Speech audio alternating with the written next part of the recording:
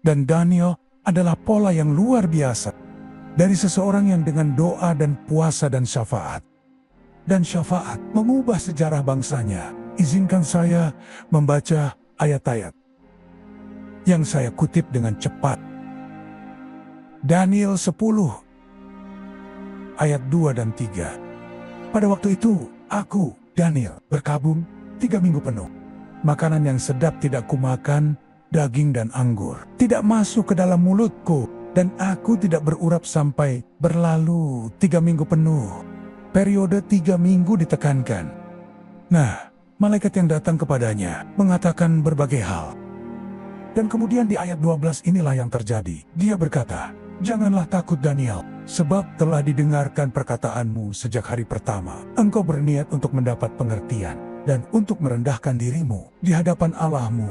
Dan aku datang oleh karena perkataanmu itu. Dan aku datang oleh karena perkataanmu itu. Pemimpin kerajaan orang Persia berdiri 21 hari lamanya menentang aku. Tetapi kemudian Mikael, salah seorang dari pemimpin-pemimpin terkemuka, datang menolong aku.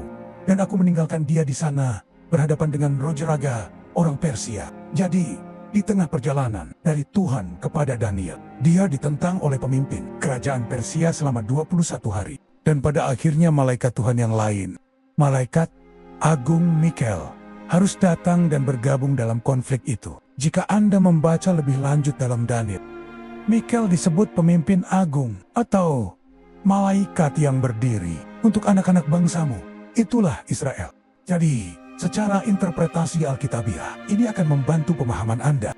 Dimanapun Mikael berada di sebuah tempat kejadian, Israel adalah pusat perhatian dalam sejarah umat manusia. Karena dialah malaikat yang diberi tugas untuk menjaga Israel.